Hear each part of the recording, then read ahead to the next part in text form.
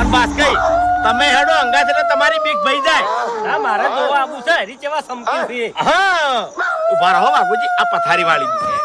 બહુ ખતરનાક ગતેકડું નહીં લાવ્યો. જબ્બર યાર ખરેખર તમારા છોકરાને તમે સંસ્કાર જબ્બર આલ્યા છે હો. કૂતરાનો અવાજ કાઢે નહીં રહ્યો. હા. તમે વિચાર કરી. એવું તો બાપ એવા બેટા ને વળે એવા ટેટા શામ ટુ શામ ડાયલોગ. હાચું મેં એવું હોય નાનું કીધું તું.